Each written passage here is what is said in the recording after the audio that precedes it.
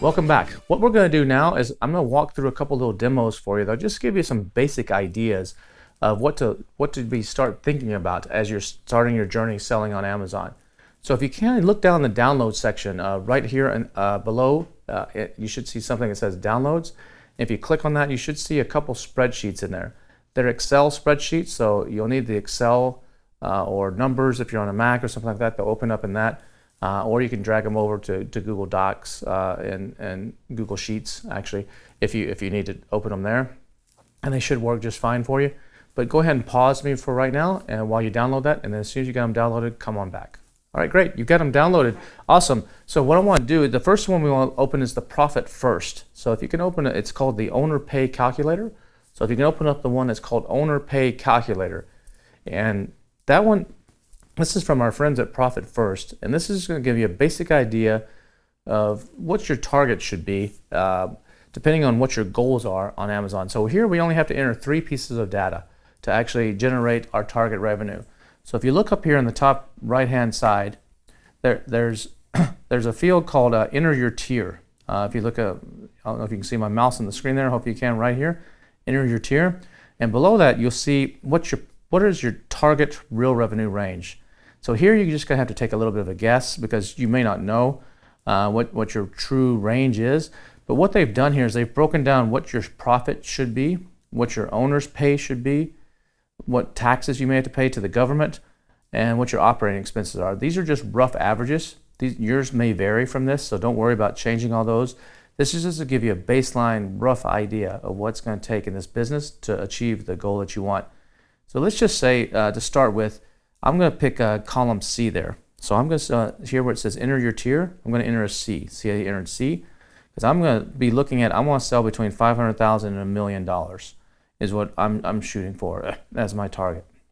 And this is total gross sales on Amazon. That's not profits. That's total gross sales on Amazon. So I'm going to enter C there. Then my target income.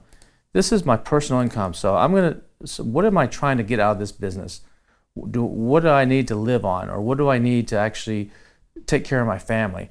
So let's just say I need, I don't know, $5,000 a month to live on. So that would be 5,000 times 12. So I'm going to type in 60,000 here in step 2. So 60,000 in step 2 is what I need to pay my bills. Step 3 is what's the gross margin of the business. Now you're probably not going to know exactly what this is, but remember in one of the earlier modules I said if you're selling private label, you should shoot for at least 20%. So I'm going to go ahead and just put this at 20% is my gross margin. If my gross margin is 20%, I've entered that there. And you can see here down, if you scroll down, it'll do some calculations for you in the calculations range.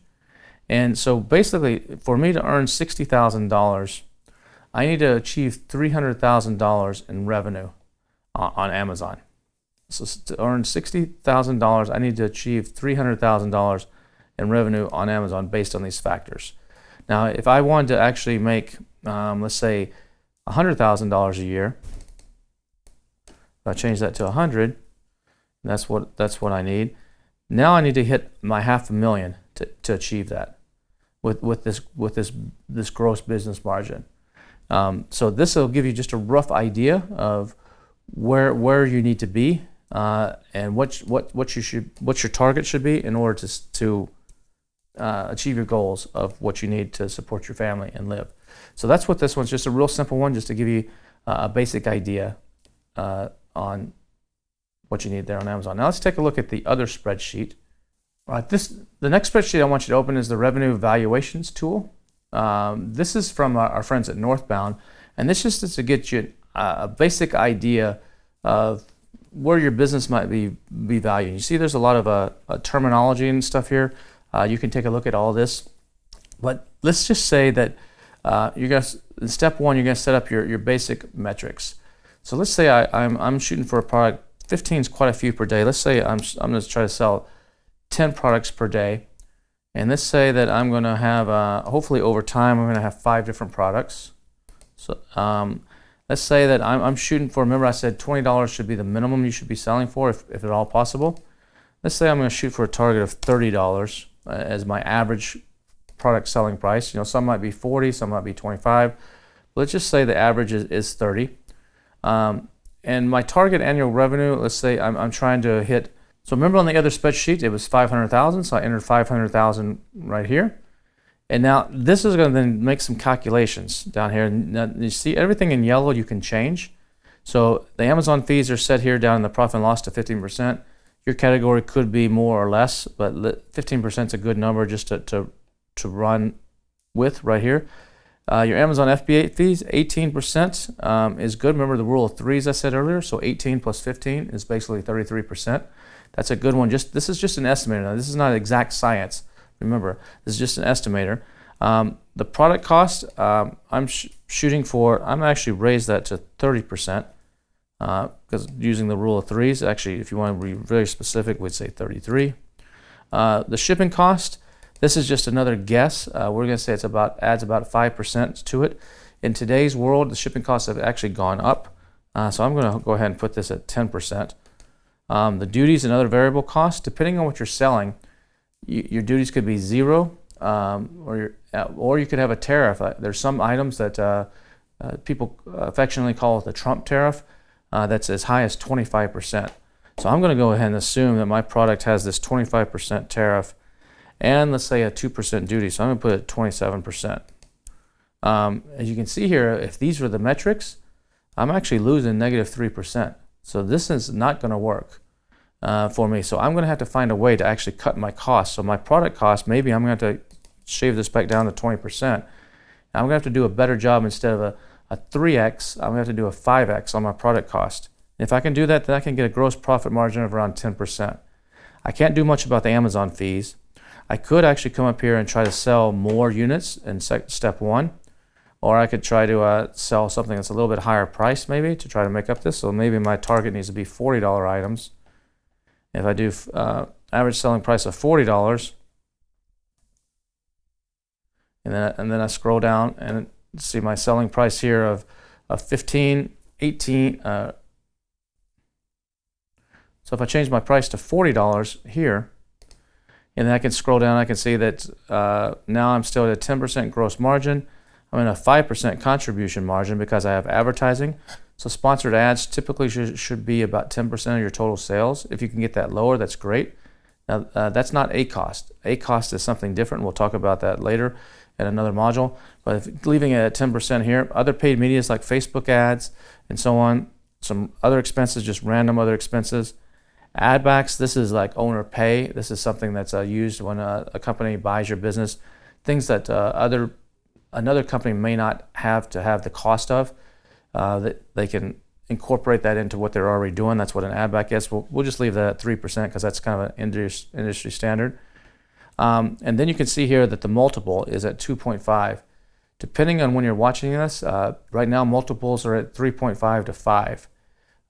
So I'm just going to put this at a 3 just to be conservative.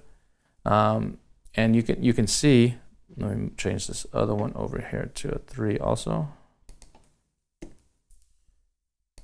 You can see here that this business is worthless because it's actually got negative cash flow and no one would even buy it. So I'm going to have to do something different. I'm going to have to sell more. Let's say if I sell 20 per day, will that change things? Nope, that doesn't fix any things either. That makes things even worse. So if I put this back to 10 per day, and I'm going to have to cut my costs somewhere. I'm going to have to, right here, this 27%, this is killing me. So you're going to have to find out before you, and this is a mistake a lot of people make, is they don't actually find out if there's a tariff. You can get this from what's called the HS codes.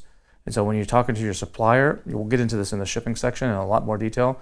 They can give you a universal code that kind of classifies this item, and you can check with a freight forwarder, or there's a database you can go to online, and you can actually see what these codes are. So this is stuff for stuff coming out of China. So maybe I need to buy my product not from China, but from Vietnam or from India or somewhere else where I can get it for just a 2% duty instead of paying that 25% Trump tariff, which was implemented during the Trump presidency, and it's still Biden, as of the recording of this, is still active, and it may be still active when you're watching this. If it's not, that's great. But if by doing that, you can see it makes a huge difference in our business. We just knocked 25% of tariffs off, And now we have a business that's actually making money. It's got a decent gross profit, and the estimated value of this business is about $270,000 on the P&L here if we hit this target of $500,000.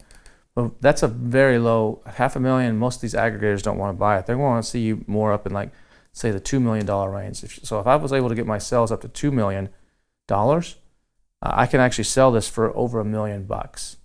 And I can be making a little bit of a profit along the way, paying myself a little bit of money, and then take a big payday for $1 million in 2 to 3 years, and then hopefully stash some of that money away, and then go do this again.